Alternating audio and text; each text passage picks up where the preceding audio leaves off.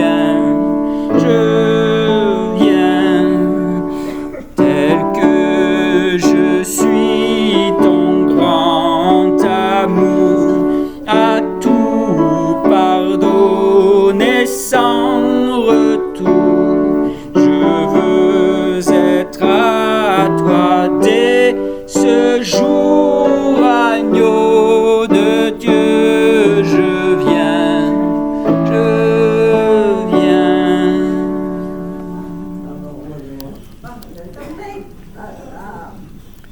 Et nous écoutons le psaume 25, qui nous parle de l'Éternel. L'Éternel est bon et droit. C'est pourquoi il montre aux pécheurs le chemin. Il fait cheminer les humbles dans la justice. Il enseigne aux humbles son chemin.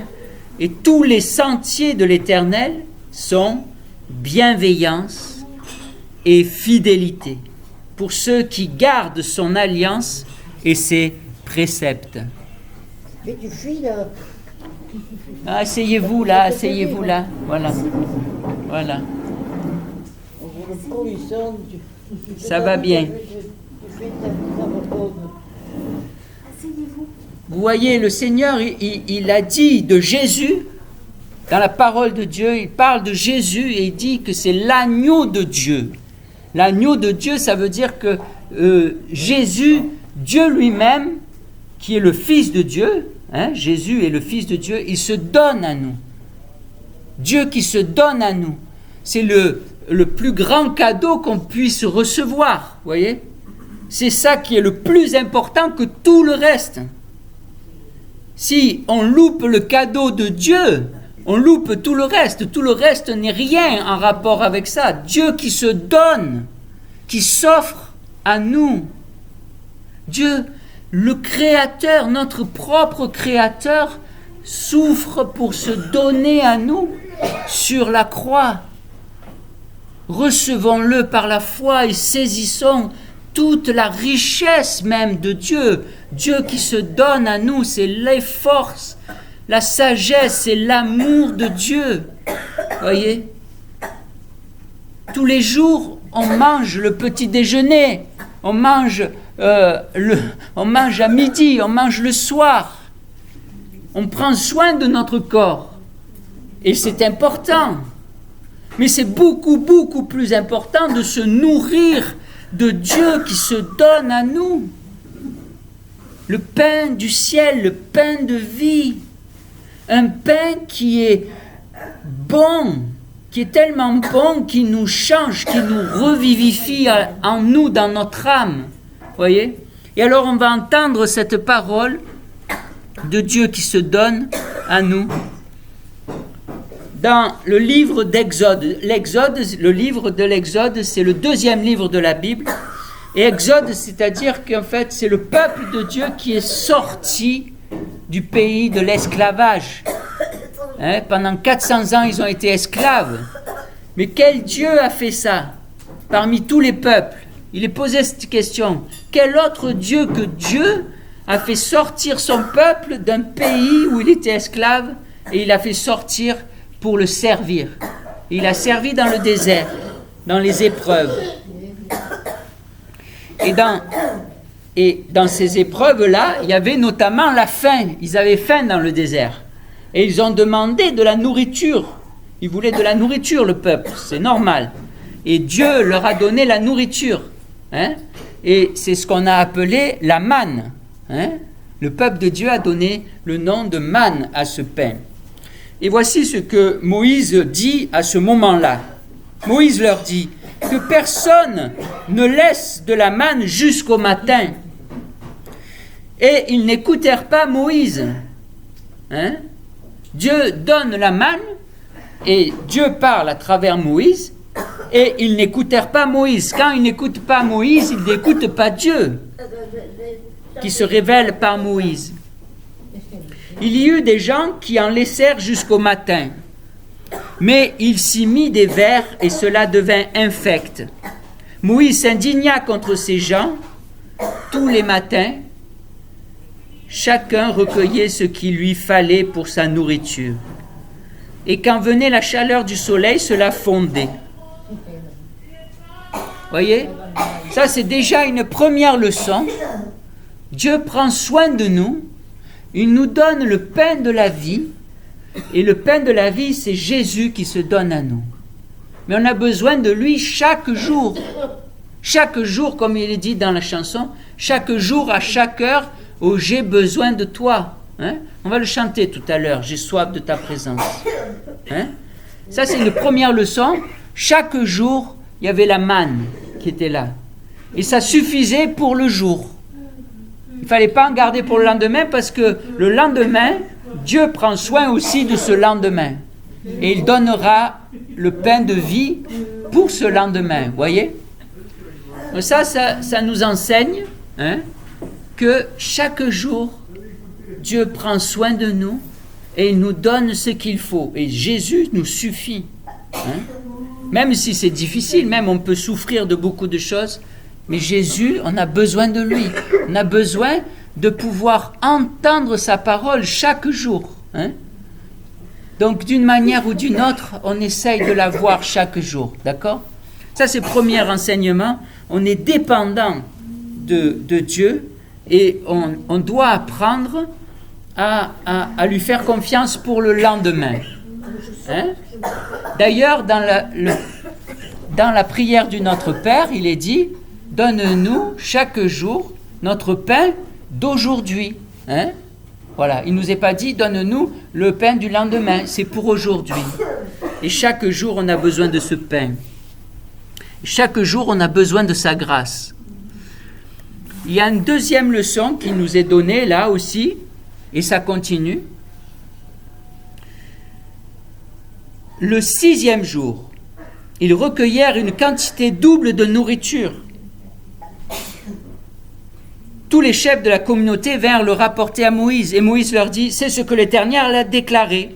Demain est le jour férié, le saint sabbat de l'Éternel. Faites cuire ce que vous avez à faire cuire, faites bouillir ce que vous avez à faire bouillir, et tout le surplus, laissez-le en réserve jusqu'au matin. Là, il était en train de dire aussi que Dieu prend soin de nous aussi en nous reposant.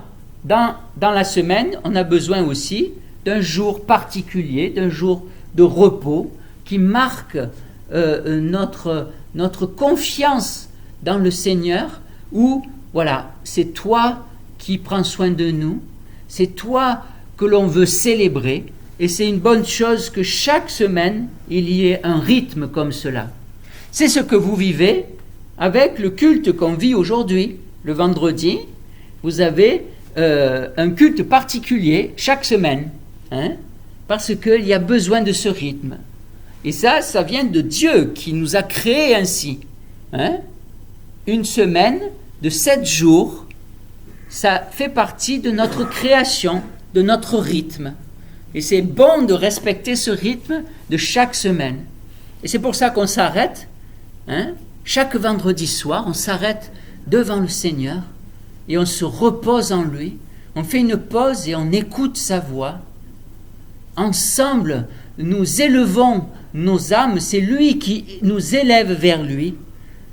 Et il nous fait reposer auprès de lui, dans sa présence, grâce à Jésus qui a fait le pont entre lui et nous. Voilà. Il est le pain du ciel qui est descendu jusqu'à nous pour nous élever jusqu'à Dieu. Le pain du ciel qui nous relève, qui nous fortifie. Le pain du ciel qui nous donne le pardon de Dieu, la grâce de Dieu. Et plus que le pardon, il nous donne d'être reliés à Dieu comme des enfants sont reliés à leur Père. Parce qu'il nous a donné, par son esprit, l'adoption. Dieu nous a adoptés. Et comme un père qui prend soin de ses enfants, Dieu prend soin de nous. Et chaque jour, il nous donne ce dont nous avons besoin pour notre âme. Et souvent, nous voyons pas cela. Nous passons à côté, alors que chaque jour, il nous le donne. Voyez ? Chaque jour, nous avons à chercher la manne, c'est-à-dire ce que Dieu nous donne pour aujourd'hui, pour rassasier notre âme, pour rassasier nos cœurs. Et Dieu dans le désert, a nourri son peuple, il lui a pris soin de lui, mais aussi, pour le jour du sabbat, il lui donnait que la manne, elle ne pourrissait pas pour le lendemain du sabbat, pour le sabbat. Voyez ? Il faisait un miracle pour cela. Et ça nous enseigne qu'aujourd'hui encore, il fait comme cela. Pour que nous puissions avoir ce sabbat, c'est-à-dire ce repos en lui, il nous donne tout ce dont on a besoin. Chaque fois qu'il nous demande de faire quelque chose ou d'avoir une attitude, il nous donne tout ce dont on a besoin pour pouvoir accomplir notre vocation ou tenir notre attitude. Quand il nous dit « pardonnez aux autres comme moi je vous ai pardonné », il nous le dit parce qu'il sait qu'il nous donne la manne, la nourriture nécessaire pour arriver à pardonner. Parce que le pardon nous est difficile. Il connaît nos cœurs. Il sait que c'est difficile pour nous de pardonner, de guérir de certaines blessures si profondes en nous, dans notre passé. Il sait cela. Il sait combien c'est difficile parce qu'il a vécu ces souffrances. Et même quand on souffre, lui aussi souffre avec nous. Jésus est comme cela. Ces souffrances, on n'est pas seul dans nos souffrances. Et il nous fortifie par son esprit. Mais nous avons à le recevoir par la foi, à lui faire confiance et même à crier vers lui, « Seigneur, donne-moi de te faire confiance pour saisir cette grâce que tu nous donnes, cette manne que tu me donnes chaque jour. »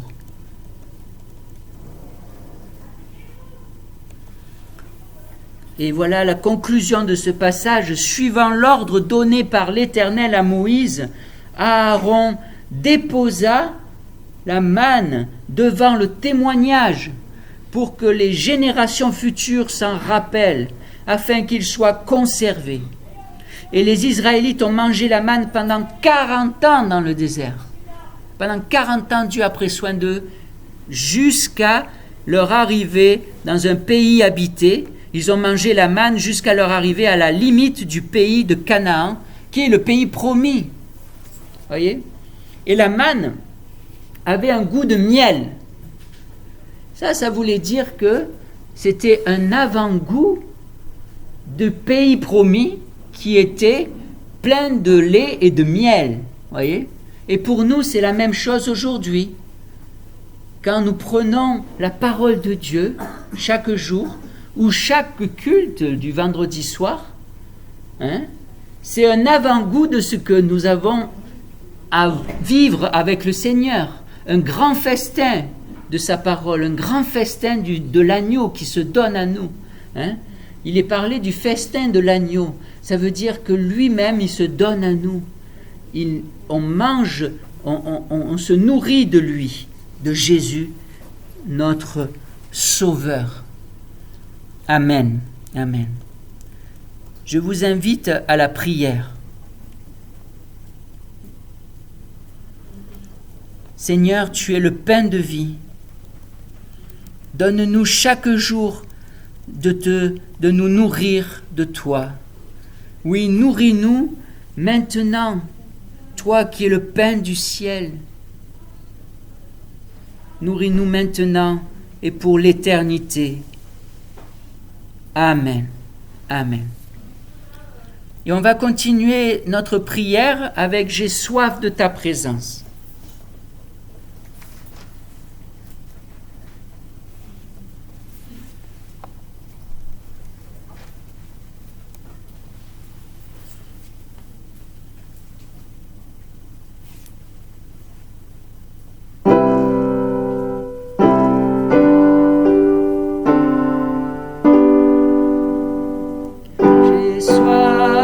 Ta présence, divin chef de ma foi, dans ma faiblesse immense, que ferais-je sans toi? Chaque jour, à chaque heure, oh, j'ai besoin de toi. Viens Jésus et demeure auprès de moi. Les jours d'orage d'obscurité, d'effroi. Quand faiblit mon courage, que ferais-je sans toi? Chaque jour, à chaque heure, oh, j'ai besoin de toi. Viens Jésus et demeure auprès de moi. Oh Jésus, ta présence, c'est la vie et la paix. La paix dans la souffrance et la vie à jamais. Chaque jour, à chaque heure, oh j'ai besoin de toi. Viens Jésus et demeure auprès de moi. Amen. Je vous invite à nouveau à la prière. Oui Seigneur, notre Dieu, tu t'es donné à nous. Nous te recevons par la foi. Nous venons à toi tel que nous sommes, comme nous l'avons chanté. Nous ne pouvons pas venir autrement que tel que nous sommes. Et merci de nous accueillir tel que nous sommes, dans ta présence, dans ton amour et dans ton éternité. Ô Seigneur, affermis notre foi, parce que sans toi, nous sommes mous. Sans toi, nous sommes perdus. Sans toi, nous sommes secs, sans vie et sans amour. Ô Seigneur, toi qui es la source de la vie et de l'amour, par ton esprit et ta parole, vivifie-nous. Et Seigneur, nous te prions pas que pour nous-mêmes, parce que nous avons reçu aujourd'hui de toi. Et donne-nous de partager ce que nous avons reçu. Donne-nous d'être des témoins de ta vie et de ta présence.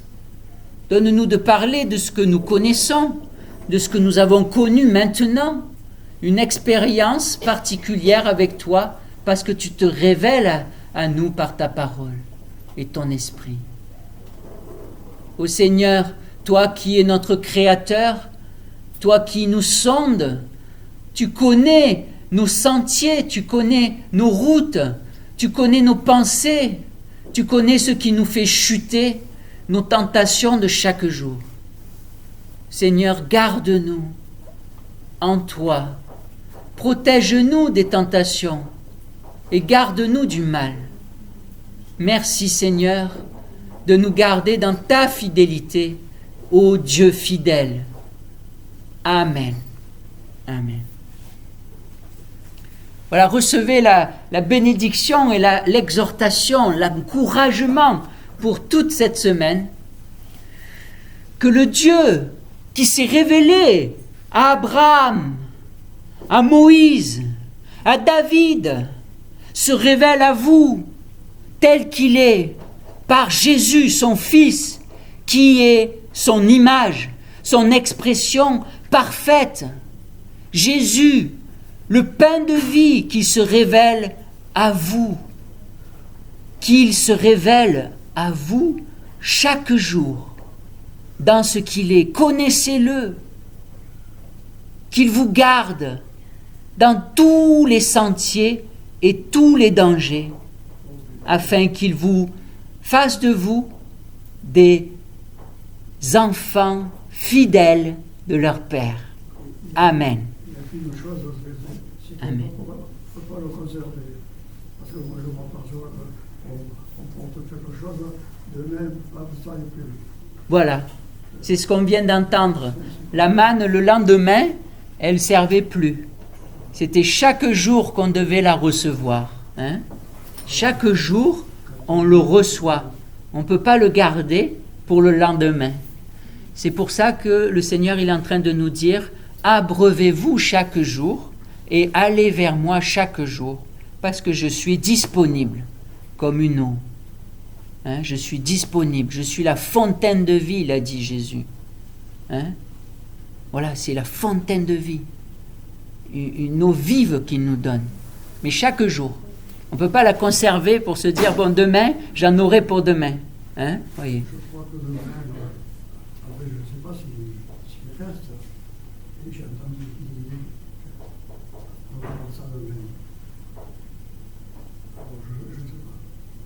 Voilà. Il y a des choses qu'on doit vivre aujourd'hui, on les vit. Et ce qu'on doit vivre demain, on peut faire confiance au Seigneur, il nous donnera les forces pour le vivre. Même si c'est parfois difficile. Mais restons dans la confiance en Dieu tel qu'il se révèle à nous, par Jésus, dans sa parole. Voilà. Bonne soirée et bon week-end. Hein? Voilà. Merci. De rien. Au revoir.